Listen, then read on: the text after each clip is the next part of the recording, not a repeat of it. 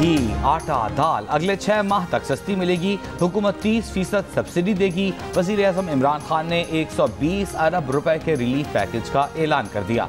वज़ीर आज़म का दावा है कि 2 करोड़ खानदानों के लिए पैकेज ला रहे हैं। 40 लाख खानदान बिला सूद कर्ज ले सकेंगे। शहरों में कारोबार के लिए और देहात में किसान 5 लाख रुपए बिला सूद कर्ज ले सकेंगे। खानदान के एक फर्द को हुनर सिखाया जाएगा। मुल्क की तारीख में सबसे बड़ा स्कॉलरशिप पैकेज ला रहे हैं। सनतकार और ताजिर मुलाजमीन की तनख्वाहें बढ़ाएं।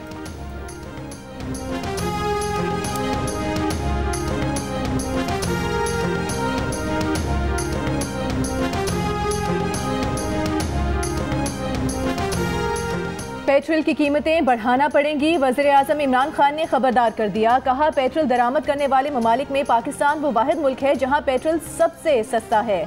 भारत में पेट्रोल 250 रुपये, बांग्लादेश में 200 रुपये लीटर मिल रहा है। ऑपोजिशन के महंगाई के खिलाफ एहतजाज पर कहा कि 2 बड़े खानदानों से दरख्वास्त है, जो पैसा चोरी किया वो वापस कर दे। आधा पैसा भी वापस ले आए तो खाने पीने की चीज़ों की कीमतें आधी कर देंगे।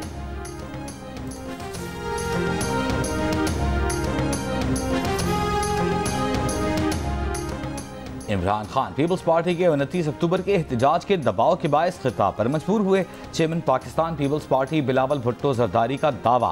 लाड़काना में कारकुनों से खिताब। कहा, इमरान खान झूठ पर झूठ बोलने के माहिर हैं। कराची के लिए हजारों अरब रुपए के पैकेज के ऐलानात लॉलीपॉप साबित हुए। 1 करोड़ नौकरियां और 50 लाख घर का ऐलान भी लॉलीपॉप साबित हुआ। अवाम महंगाई की चक्की में बुरी तरह पिस रहे हैं।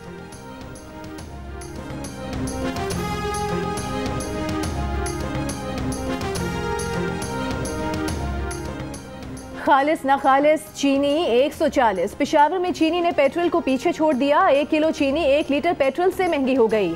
140 से 145 रुपए में फरोख्त। होलसेल मार्केट में 130 रुपए फी किलो। कराची की होलसेल मार्केट में 4 रुपए इजाफे के बाद 1 किलो चीनी 124 रुपए की हो गई। कोयटा में 1 किलो चीनी की कीमत में 11 रुपए का रिकॉर्ड इजाफा। कीमत 113 से बढ़कर 124 रुपए हो गई।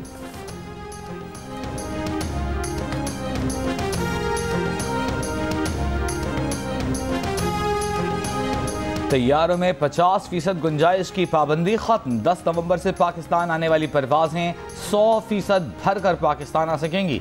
मुकम्मल वैक्सीनेशन PCR रिपोर्ट दिखाना लाजमी होगी। NCOC का ऐलान। ईरान, अफगानिस्तान, रूस और जर्मनी समेत 6 ममालिक कैटेगरी बी में शामिल। कोई सफरी पाबंदी नहीं होगी। कोरोना की ज्यादा शरह के बायस इराक और थाईलैंड समेत 10 मुल्क कैटेगरी सी में रखे गए।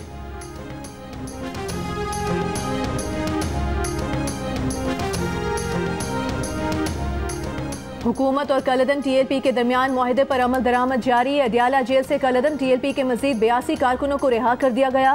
गुज़िश्ता रोज से अब तक सैकड़ों कारकुनों को रिहा किया जा चुका है। लाहौर हाई कोर्ट में साद रिजवी की नजरबंदी के खिलाफ दरख्वास्त पर समाअत। अदालत ने दरख्वास्त गुजार के वकील से कहा कि आप दरख्वास्त के काबिल समाअत होने पर मुतमईन नहीं कर सके। वकील ने कहा कि दरख्वास्त के काबिल समाअत होने से मुतालिक दलाइल के लिए मोहलत दी जाए। मुतमईन ना कर सका तो दरख्वास्त वापस ले लूंगा। मजीद समाअत कल तक मुलतवी।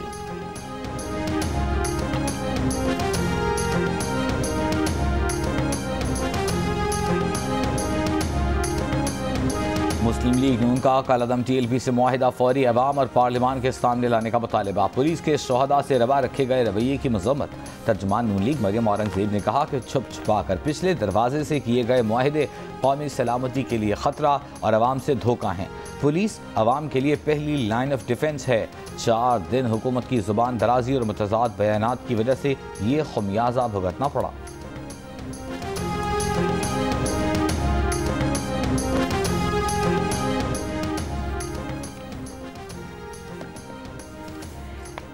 कलअदम TLP के मुजाहिरीन छठे रोज भी वजीराबाद पार्क में मौजूद। वजीराबाद और गुजरात के दरमियान दरियाई चिनाब के पुल पर GT रोड छठे रोज भी बंद कर दिया। दरियाई चिनाब के मकान पर कंटेनर्स मौजूद। खंदक भी पुर नहीं की गई। वजीराबाद में तिजारती मराकज खुल गए लेकिन इंटरनेट सर्विस अब तक मुअत्तल।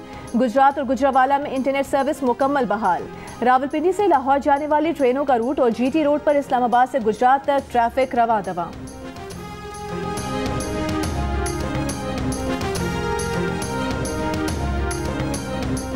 सुन्नी तहरीक कलअदम तहरीक लबैक से भी ज्यादा पुरतशद्दुद थी मगर खत्म हो गई। कलअदम TLP का उससे भी जल्द खात्मा हो जाएगा।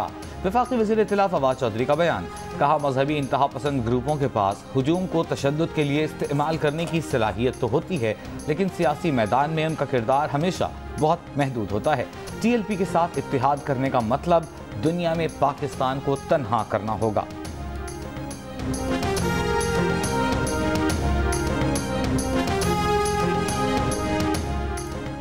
कलअदम TLP और सुन्नी तहरीक का फवाद चौधरी के बयान पर रद्द-ए-अमल। वज़ीर-ए-आज़म से नोटिस लेने का मुतालिबा। तर्जुमान TLP ने कहा, वज़ीर-ए-आज़म देखें कि फवाद चौधरी किसके एजेंडे पर काम कर रहे हैं।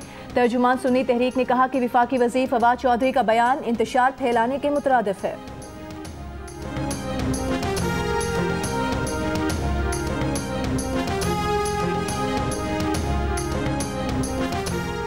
वज़ीर आज़म इमरान खान से मुलाकात में इत्तेहादियों ने इलेक्ट्रॉनिक वोटिंग मशीन पर एतमाद में न लेने का मामला उठा दिया। ज़राए के मुताबिक अहम कानून साजी पर एतमाद में न लेने का शिकवा। गुज़िश्ता रोज़ की मुलाकात में इत्तेहादियों ने इलेक्ट्रॉनिक वोटिंग मशीन के इस्तेमाल, तरीक़ाकार, फंक्शन पर तफसीली ब्रीफिंग का मुतालबा कर दिया। इलेक्ट्रॉनिक वोटिंग मशीनों के महफूज होने, देही इलाकों में उनके इस्तेमाल, मशीनों की खरीदारी के अखराजात, सिक्योरिटी की जिम्मेदारी पर सवाल पूछ लिए। वज़ीर आज़म ने वज़ारत साइंस और टेक्नोलॉजी को इत्तेहादियों को तफसीली ब्रीफिंग देने की हिदायत कर दी। आइंदा हफ्ते तफसीली ब्रीफिंग का इम्कान।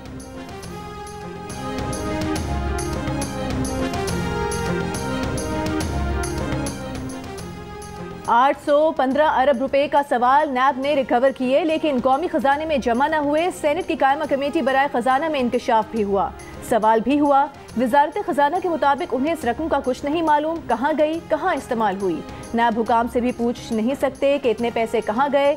वजारत खजाना के मुताबिक नैब ने मजमूई तौर पर 821 अरब 46 करोड़ 90 लाख रुपए रिकवर किए। 6 अरब 50 करोड़ रुपए की रकम नॉन टैक्स आमदन के तहत मौसूल हुई। बाकी फंड्स पर सवालिया निशान है।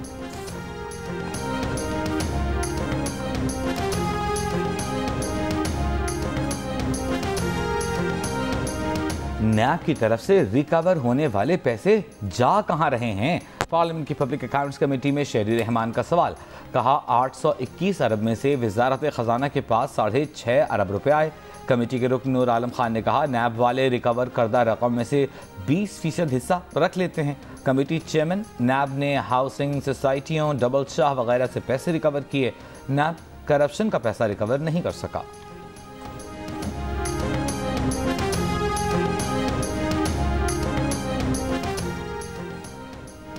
नए चेयरमैन नैब की तैनाती के लिए मुशावरती अमल आइंदा हफ्ते शुरू करने का इम्कान। सदर मुमलिकत नैब तरमीमी ऑर्डिनेंस के तहत वज़ीर आज़म और अपोजिशन लीडर से मुशावरत करेंगे। ज़राए का कहना है कि सदर मुमलिकत पहले वज़ीर आज़म से चेयरमैन नैब के लिए बज़रिया ख़त नाम तलब करेंगे। वज़ीर आज़म से मौसूल नाम कायदे हिस्ब इख्तिलाफ को भेजेंगे। नामों पर इत्तफाक ना हुआ तो तैनाती का मामला पार्लिमानी कमेटी को जाएगा।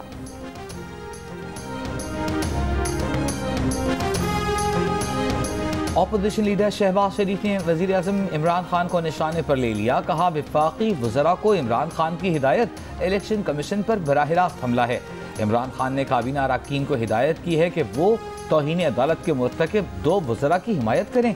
इमरान खान एक ऐसे मौके पर इलेक्शन कमीशन को निशाना बना रहे हैं जब मुल्क दाखिली और खारजी मसाइल में घिरा हुआ है। धौंस से और हिरासा करके इदारों को झुकाने की इजाज़त नहीं दी जा सकती।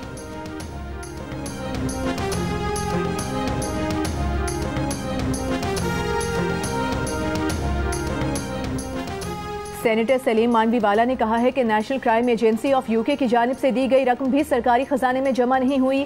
सेनेट की कायमा कमेटी बराए खजाना के इजलास में कमेटी का ऑडिटर जनरल ऑफ पाकिस्तान और नैब के ऑडिटर को खत, आइंदा इजलास में तलब।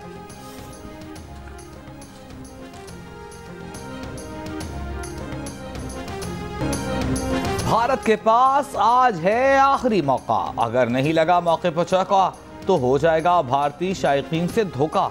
भारतीय माहिरीन ने तो मान भी लिया कि उन्हें डर लग रहा है। कभी सोचा भी न था कि अफगानिस्तान का सामना करने में ऐसी बात करना पड़ेगी। बैनुल-अक़वामी माहिरीन ने भी अपनी राय का वज़न अफगानिस्तान के पलड़े में डाल दिया। कोहली के पास 2 ऑप्शन हैं, जीतो या घर जाओ। टिकट भी तैयार, मीम्स भी तैयार, सिर्फ मैच के नतीजे का इंतजार। T20 वर्ल्ड कप में अफगानिस्तान और भारत कुछ देर बाद अहम मैच में आमने सामने। भारत मुसलसल 2 मैचेस में नाकाम। अफगानिस्तान 2 मैचेस खेले, 1 जीता 1 हारा। आज भारत को शिकस्त हो गई तो सेमीफाइनल की दौड़ से बाहर हो जाएगा।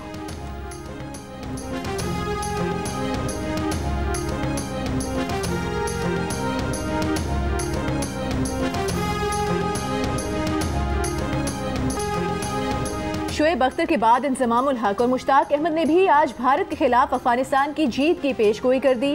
प्रोग्राम जश्न क्रिकेट में इंजमामुल हक ने कहा कि अफगानिस्तान भारत को हरा सकता है, मगर अब भारत पर दबाव नहीं, इसलिए वो जारिहाना क्रिकेट खेलेंगे। या तो अफगानिस्तान को फेंटी लगा देंगे या एक तरफा मैच हार जाएंगे। मुश्ताक अहमद ने कहा कि अफगान टीम का कॉम्बिनेशन बहुत अच्छा है, अफगान स्पिनर्स बहुत अच्छी फॉर्म में हैं, इसलिए अफगानिस्तान के पास जीतने का बहुत अच्छा मौका है।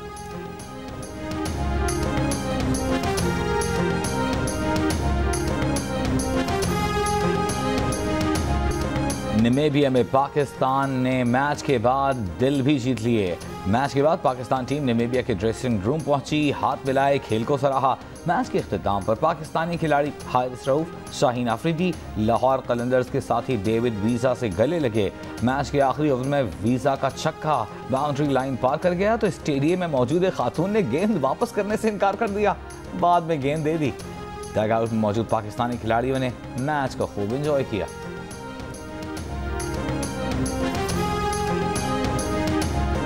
मारूफ शुअरा के कलाम और फिल्मी गानों को अपनी मधुर आवाज से यादगार बनाया। जो गाया खूबसूरत गाया। धीमे सुरों पर हुकूमत करने वाली गायकी की मलिका नैयरा नूर की आज 71वीं सालगिरह मनाई जा रही है।